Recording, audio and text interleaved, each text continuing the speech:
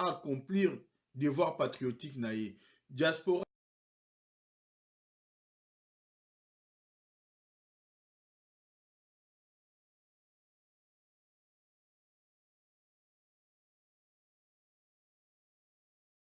tous allez n'a pas de responsabilité dans la situation en Mboka. Le peuple congolais souffre.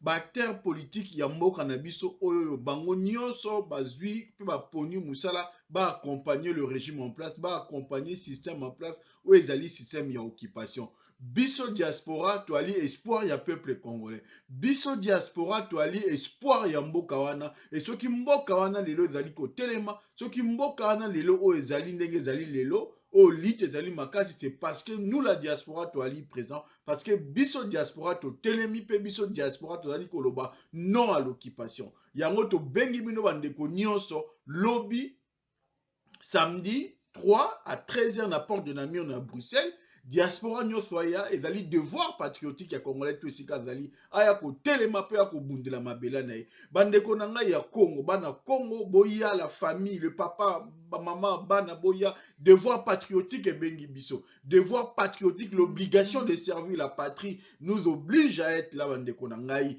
Totele mabo moko, pe grâce na unité à biso diaspora, pe présence na biso diaspora, ne Congo kozala libéré. Donc ce message est adressé à l'ensemble de la communauté congolaise, là où vous êtes, au Bazali, c'est un espace Schengen, basa la déplacement, parce que nous avons un seul rendez-vous qui est celui, il y a marche, où ils marche, il y a protestation contre parodie d'élection, marche, il y a protestation contre la classe politique vendue, corrompue, où on va travailler pour notre occupation, où on va travailler pour le maintien du système. Marche, il y a lobby, et il y a marche, où il y a stop.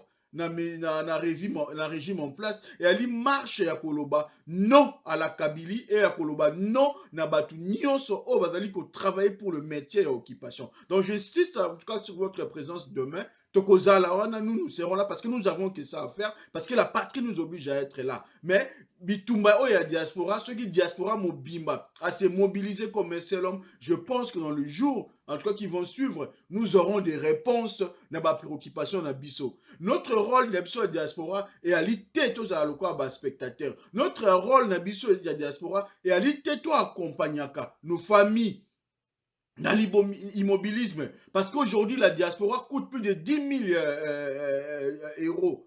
Oto tindaka mbula na mboka wana. Ça fait des années que mbongo tozali ko tinda, mais solution bani ko zoate. Mais mbongo oto tindaka na Congo et ça lui faiblesse na bandeko na biso pour ba yeba les choses ko revendiquer ba droit na bango te, parce qu'ils ont compris que la diaspora est là pour eux, la diaspora répondra à ba besoin na bango. Ba li sou ko ça l'effort te. Et moi je pense que mbongo tozali ko pesa zali mingi, mais en réponse, si nous voulons avoir une réponse durable, ouais ko ça la ke mbongo oto pesaka et si là, mais to développer mboka na biso et qu'on senga action musclée et qu'on senga présence na biso na mobilisation. Raison pour laquelle nous avons lancé cet appel manifestation au senga l'ensemble de la diaspora bazala pour que tout là qui s'appelle pour na biso voit une autre monde essentiel pour l'avenir ya mboka. Ceux qui ont diaspora va inanda kunayo, botikali musala ba résistant na ba compatriotes.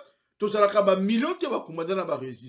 sommes qu'une frange de la population autotélémaca. Mais grâce à notre mobilisation, tout le monde. Alors si l'ensemble de nos populations, composées de diaspora, totélémité, eh bien, la population qui est sur place dans le pays, comme étant un modèle,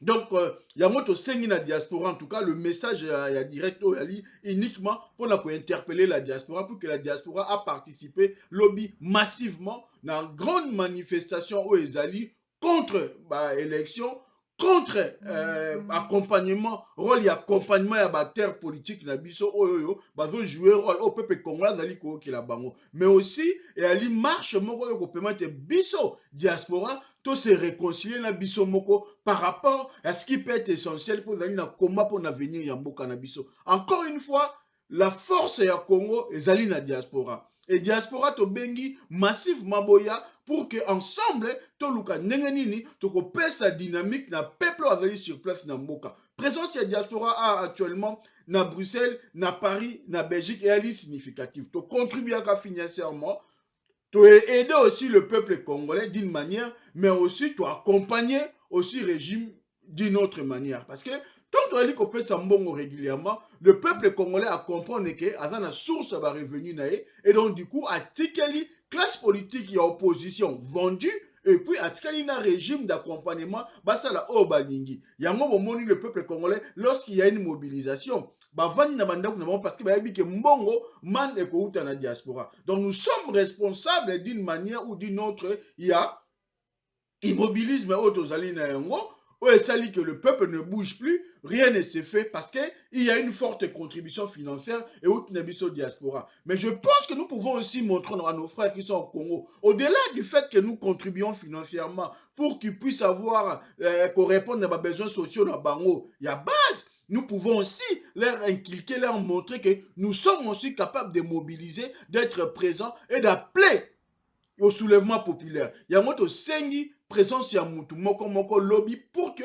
le message wana ya soulèvement appel à la soulèvement populaire et à la récite. La force ya soulèvement et la force ya ko mobiliser, ça joue sur le nombre. Plus le nombre est significatif, plus le message passe, plus ces forces n'est pas significatif. Il n'y a pas d'autre solution. Parce que le pouvoir en place nous a montré, abimisi ba charnae, abimisi ba camion militaire, abimisi ba policier, ba militaire, le vrai militaire, oh ba outi na ba Tanzanie, na Soudan, à l'akisi bango teni à seni, à l'akisi bino, le message ni ya linga pesa bino. À l'akisi bino, genre ya ba tu ba ko organiser ba bureau na bino ba vote. Moutoua ou diriger bureau à vote, ça va être un militaire avec une arme na mupandi. Moutoua cause la chef il y a bureau à vote à cause la militaire peuple congolais. Camion comme même ba bulletin de vote tout ba machine à voter là ba camion il y a ba militaire.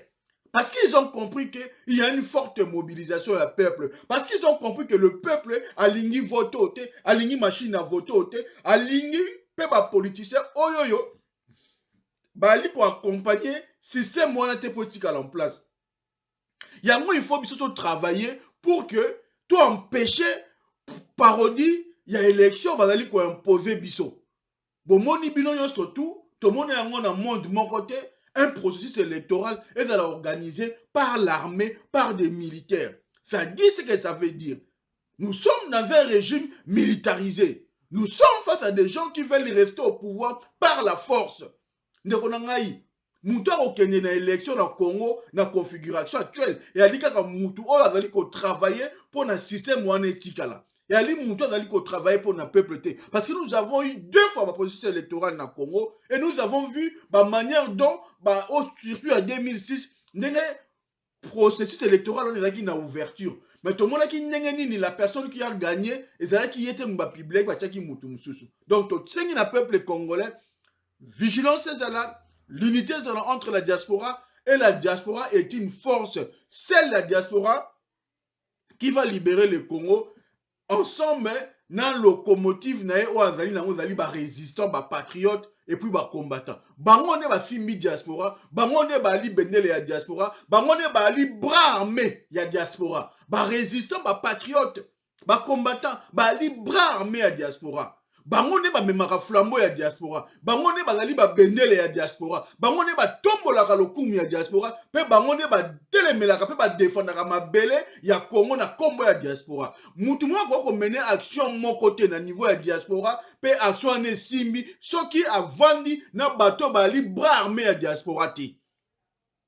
Nous comprenons bras armé wana oyo sala ke diaspora zala. Yango to bengi bino, to sengi bino, rendez-vous moko, le seul et l'unique rendez-vous to zana yango na week-end oyo ezali marche oyo kozala na Bruxelles, lobby le 3 na 13h na porte de Namur, to kokende ti na place Schuman na nini na siège ya Union européenne, to kozalana pour dénoncer, to kozalana pe aussi pour la terre politique qui va vendu corrompu, notamment le rôle de Chilombo, ou a vu rôle, il y a la pont, ou a vu rôle, il y a le travail, il y a métier, il y a occupation, ou a vu rôle, il y a défendre des Kabila, ou a vu rôle, il y a bunda pour que Kabila n'a pas tout batikala.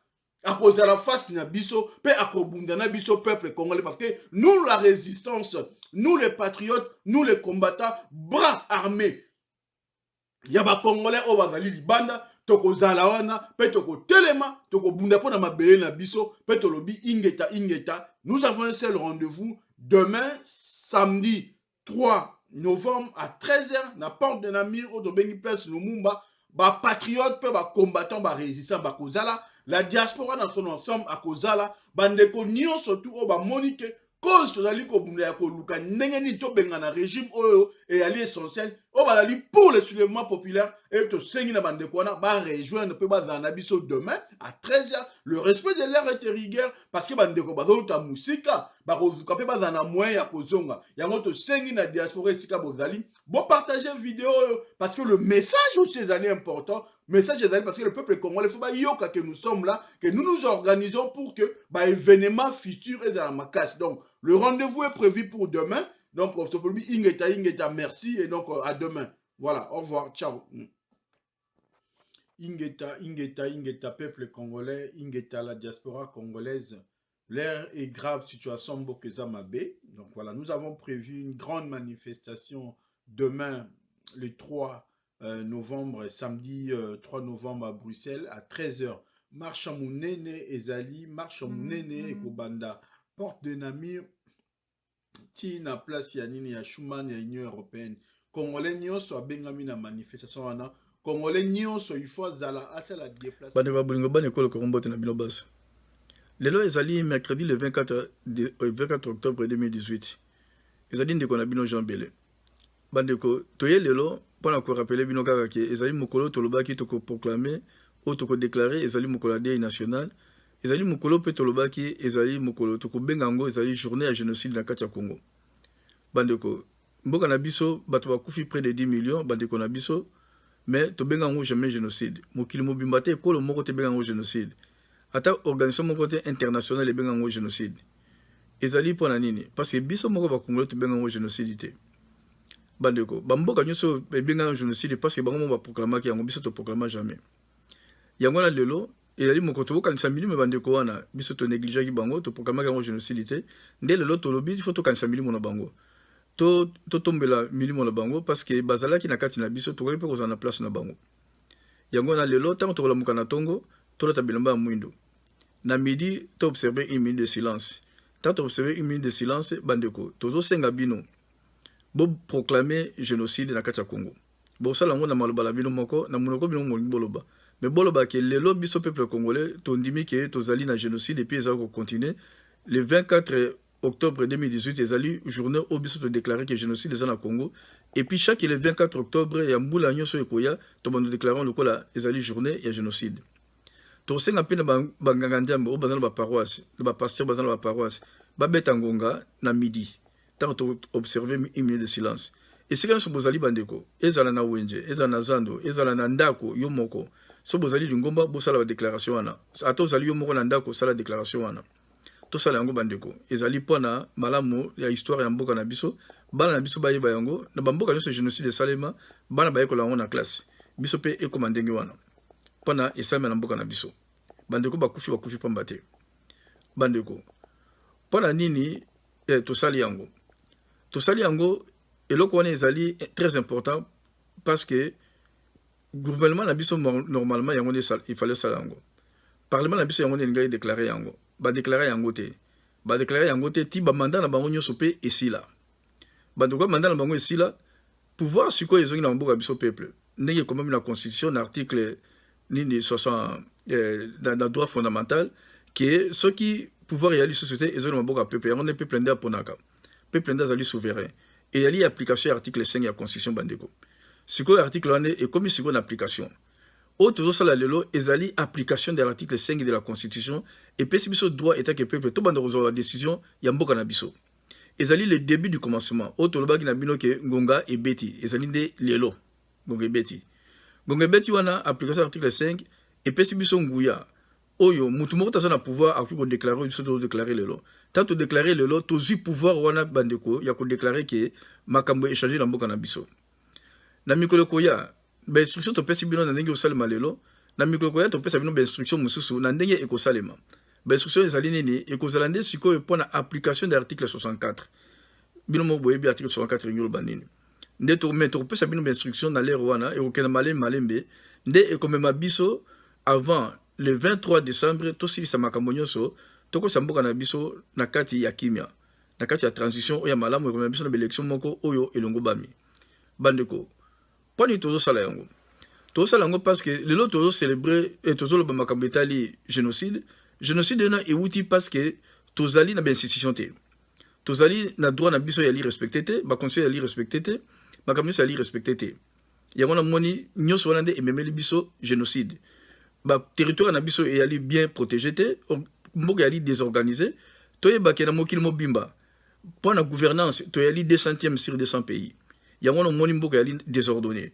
yango wana nde ememi baliwa ememi makambo ebele ememi misère ememi aussi bakati na kati wana bapasi na pasi oyo tozomona na kati ya mboka nyonso wana ekosila soki tokoti na transition moko ya malamu oyo ekomema biso na baélection moko mpe ya malamu bandeko tokosenga na bino nyonso ozala na majorité oyo tozobenga majorité ozala na opposition tobenga opposition ezala na société civile biso toza bana Congo tozala biso esika moko mpona tomema mboka na biso na nini boya bino so nsima na biso na makambo tozosala mpona todélivre mboka na biso na kati ya mabe oyo toza na yango Nzambe Bokasi Baso abatela bino na kati ya mabota na bino abenisa mpe bino merci.